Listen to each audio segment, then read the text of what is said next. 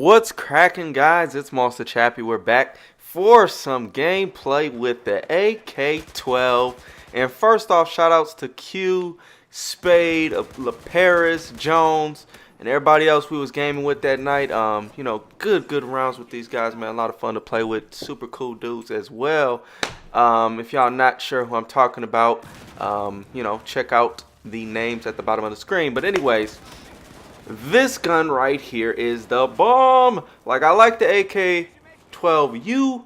I like the AK-12 as well. Very similar in a lot of aspects and slightly different in others. I find the AK-12 does a little bit better at distance and the AK-12U does a little bit better up close, at least from my personal experience. And for me, both are very versatile weapons and both can do a little bit of everything. But, you know, it just kind of depends on the game style, which one I'm going to prefer of the two. And it just kind of is going to be one of those things. It depends on the game mode and it depends on the map. Like a map like this, I'm going to definitely prefer the AK-12. And then on a map like Operation Locker, I'm going to prefer the 12U. At least this is from my personal experience. It could be totally opposite. I could be totally wrong. But hey, I don't know. I can just go off of what I play and feel, and that's what I got to rock with. So moving forward, I wanted to know what kind of videos you guys would like to see in the future for Battlefield from me. Do y'all want to hear like the live the communication that I'm having with my teammates? Or would you prefer a more style like this? Or would you prefer raw gameplay instead of it being all cut up? You know, just kind of cutting up the parts where I'm running around and nothing's really happening, or stuff like that? Or would you prefer to see that stuff, like to just kind of see how I maneuver around the map and stuff like that? In which case, wouldn't be able to get as many games in one video, but I may be able to get 1 or 2 rounds and show more of that round. Would you guys prefer that style of video, or would you prefer the style that you like now? Would you like a mix of the two? You know, what do you guys want to see as far as Battlefield goes on my channel? Do you want to see vehicles? Do you want to see, you know, just guns? Do you want me to actually break down in more detail on the guns? Like, what do you want to see? Because I'm just, you know, new to this Battlefield stuff as far as the videos go. And definitely have a lot of fun playing the game and a lot of fun recording it. And it's so easy to record. Like, I mean, you just play around, you record it, and then, you know, you only have to chop it up a little bit. Otherwise, like, Madden is like an hour long, whereas Battlefield, a round could be 10 minutes. If you're playing Conquest, definitely gets longer. But for most of the game modes, it's going to be 10 to 20 minutes for each round. So you can get quite a few rounds out of the way pretty quickly, which is a real nice thing, as opposed to like a Madden game where it's going to take quite a bit of time. Let's say 2K takes quite a bit of time, but most of the time the games don't finish because guys just end up rage quitting. 2K, I really need to work on their matchmaking process. Like, I really get frustrated getting matched up with guys that are like 0 and 10 or like 2 and 4, and like, it's just pointless. Like, they've only played a few games. I've played a bunch of games and just still get matched up with these guys. So I don't know. Hopefully that's something 2K can fix for next year's version of the game. Homie Dewan in the building. Shout outs to him too. That boy, he be putting in work with your boy. But right here, getting the revive game going, and we got a nice lead here. Again, you guys know on this map, what I like to do is go up top, close those top things, and make sure nobody goes up there. And if somebody does go up there, I make it my objective in life to destroy them. Now, if they got a bunch of dudes up there, like they're like 5, 6 deep, which sometimes it does happen, I'll let it slide, and, you know, I'll just let them win that battle. Because if we're playing domination, they're not going to be helping their team as much as they could if they were on the ground. So I'll just let them sit up there. Likewise, if we're playing like Deathmatch or something like that, at that point, I'll just tell my teammates, hey, let's just avoid the areas where they can see us, because there's just too many of them up there. They're up there just reviving each other. So even if you do snipe them and headshot a couple guys, they probably got a medic up there just reviving people and pretty much just securing themselves up there. And they just sit there, you know, and just, you're just going to have a very difficult time for the most part. Oh, he took my chain. Oh, man, why you take my chain, man? But yeah, that's the whole idea there. That's kind of how I play it with that map. There's a few other maps where guys tend to be up top on the rooftops a lot right here. I mean, this is a very common tactic. They just leave a claymore up top.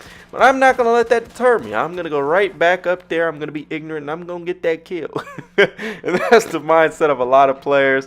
But sometimes you just got to let it go, man. You got to let it go. You just got to, they're chilling. You know, they're chilling up there. Let them chill up there. Otherwise, we got to get a little bit more creative in how you're going to attack them and how you're going to you know, try to get rid of them and get them off the roof there. So like right here, you know, we got this guy laying down, we got that guy, looks like he must be dead already, but you know, then you got to realize, okay, there's probably a spawn beacon in the area, and right here, what am I going to do? I'm just going to wait. Yep, you come in, now you're going to die with your spawn beacon. So a lot of times if you just wait, you know, if it's not the guy you just killed, he'll know where you're at. But if it's him and a few buddies spawning in on that spawn beacon, you can go ahead and wait. And a lot of times they'll go ahead and show up and you get a free kill because you can shoot them right away. And I absolutely have no issues with being able to kill a guy who just got on a... Oh, my goodness. We obliterated him. But I have no issues with being able to shoot people right away, especially if they spawn in on someone or if they spawn in on a beacon, because... You know, if you weren't able to shoot them and they're able to shoot you, kind of what was happening in Battlefield 3 is kind of like they have that invincibility until they fire and until they move. You know, that creates a problem as well. And I would rather have it, you can shoot them right away. So what if they die right when they spawn in? You just got to be smarter with your spawn-ins. Now, do I think there should be a little bit of a timing thing when you spawn in randomly? Yes. But other than that, if you're spawning in and you're picking where you're spawning in, I think you should be able to get killed right away. Nothing worse than randomly spawning and, you know, getting killed right away. But, you know, at the same time, there's nothing worse than killing someone. They have a guy spawn in on them and then you get killed. So you just got to kind of play it how it is. And, you know, ideally, my ideal situation would be if you spawn randomly, you get the protection. If you don't, then you will not receive any protection if you don't spawn randomly. So that's how I think it would be fair, but either way, you know, it's still good to go either way. But as far as this AK-12 goes, again, a very versatile weapon, much like the U.